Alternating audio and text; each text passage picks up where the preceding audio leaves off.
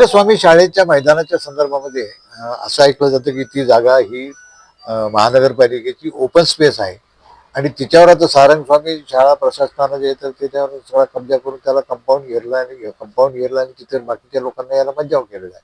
नेमकं काय प्रकार आहे? खरं आहे आपण जे म्हणताय ते. मुळामध्ये ती जागा जी आहे ती आचार्यनगर आणि विवेकनगर या दोन्ही म्हणजे तत्कालीन काळामध्ये ज्या दोन सोसायट्या स्थापन झाल्या होत्या त्या सोसायटीसाठी त्यांनी ती ओपन स्पेस म्हणून जागा सोडली होती.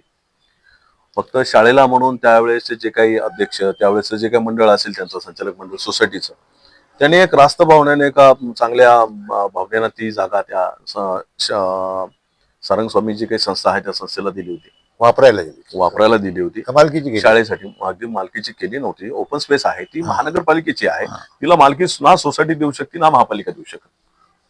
ती फक्त ओपन स्पेस आहे. ती ओपन स्पेस फक्त शाळेला एक उदात्त हेतून आपण सगळीकडे जसं जागा देण्यात येते तशी देण्यात आली होती. पण यानंतर कालांतराने शाळेनं हळूहळू ती म्हणजे आपण त्याला पाय पसरणं म्हणतात हळूहळू शाळेनं मग बांधकामावर बांधकाम करत जवळपास त्या मैदानापैकी अर्धी जागा त्यांनी अक्वायर केली होती. त्यानंतर मग संस्थेला लक्षात आलं शाळेची काय नेमका भावना आहे. त्यामुळे मग संस्थेच्या लोकांनी वेळोवेळी त्या आंदोलन केली त्या शाळेच्या विरोधामध्ये. परंतु आता परत नव्यानं त्या शाळेच्याच बाजूला असलेली एक मोकळी मैदान होतं. त्या मोकळ्या मैदानासाठी त्यांनी एक क्रीडा विभागाचा ज्या निलंबित क्रीडा अधिकारी होत्या कविता नावंदे, त्या कविता नावंदेच्या मार्फत त्यांनी एक क्रीडांगणासाठी म्हणून एक निधी मिळवला होता.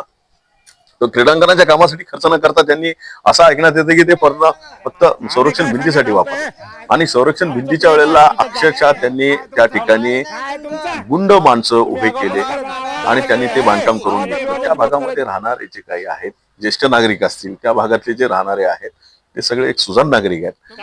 हा व्यवसाय त्यांचा नाहीये की तिथं जाऊन त्यांनी दादागिरी करून ते काम थांबवणं करणं.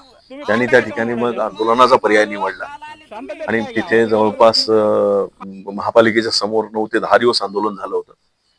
आणि ज्या वेळेला आयुक्तांनी महापालिकेने ज्या वेळेला आम्ही दबाव टाकला, मी वैयक्तिक स्वतः, त्यावेळेला मग त्यांनी JCB वगैरे त्या ठिकाणी बांधकामासाठी पाठवले होते. परंतु शाळेच्या त्या संस्था चालकांनी लहान मुलांना तिथं उभं केलं आणि लहान मुलांना उभं केल्यानंतर नाईलाज झाला आणि मग ते सगळ्या मशिनरीज परत गेल्या. या ठिकाणी असं पण झालेलं आहे काही राजकीय पुढाऱ्यांनी सुद्धा संस्थेच्या बाजूनं नागरिकांच्या बाजूनं निर्णय न घेता संस्थेच्या बाजूनं दबाव टाकला आणि आयुक्तांवरती माझा सरळ हा आरोप आहे की आयुक्तांनी फक्त याच्यामध्ये वेळ काढूपणाची भूमिका घेतलेली आहे. बरं, या निमित्तानं मग आता तुम्ही तिथल्या नागरिकांना काय आश्वासन द्याल? माझं आता त्यांनी नुकतंच आता असं मागच्याच एक 8 दिवसापूर्वी त्यांनी माननीय कलेक्टर महोदयांना त्यांनी निवेदन दिलेलं आहे, सह्याचं निवेदन दिलेलं आहे की त्यांनी मतदानावर बहिष्कार टाकण्याचं त्यांचं मत झालेलं आहे. तुम्ही उमेदवार म्हणून काय आश्वासन द्याल त्यांना? माझं असं मत आहे की बहिष्कार टाकणे हा काही पर्याय नाही. लोकशाहीमध्ये आपण लोकशाही मार्गाने आपण प्रयत्न करू. ते पण ह्याच्या आधी पण त्यांनी प्रयत्न केलेले आहेत. पण त्यांच्यासोबत आम्ही खंबीरपणे उभे आहोत. ही बाब आम्ही शिंदे साहेबांच्या कानावर पण त्यावेळेला टाकली होती. शिंदे साहेबांनी पण त्यांना सूचना दिल्या होत्या.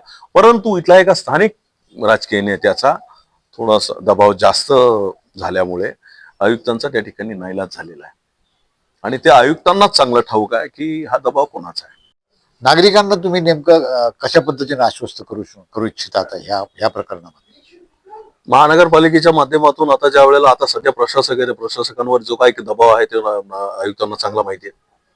आयुक्त काही तसं ओपनपणे काही सांगणार नाहीत. परंतु हे आयुक्त राज संपल्यानंतर ज्या वेळेला महापालिका अस्तित्वात येईल, जनतेनं निवडून दिलेले लोकप्रतिनिधी ज्या वेळेला समोर तिथे येतील, त्यापैकी लोकांची इच्छा असेल तर आम्ही सुद्धा त्यावेळेला त्या ठिकाणी असू. तर त्या एक मी आश्वस्त करू इच्छितो आम्ही त्या दोन्ही आचार्यनगर आणि विवेकनगरच्या नागरिकांना की आपलं जे काही मैदान आहे ठीक आहे, शाळेचा जो मुद्दा आहे तो न्यायप्रविष्ट आहे. तो शाळेचा जो मुद्दा आहे तो न्यायप्रविष्ट करण्यासाठी सुद्धा त्या ठिकाणी मी त्यांच्यासोबत असेल. पण जे ओपन स्पेसचे जे अनधिकृत आता बांधकाम आहे तो न्यायालयाच्या कक्षेच्या बाहेरचा विषय आहे. तो अजूनही तो प्रकरण काही न्यायालयातलं प्रकरण नाही आहे. ते 100% मी तुम्हाला शाश्वती देतो की ते अतिक्रमण जे आहे ते भिंत बांधकाम जे आहे ते मी तुम्हाला तिथून पाडून त्या नागरिकांना मी पाडून मोकळं करून देईल. धन्यवाद.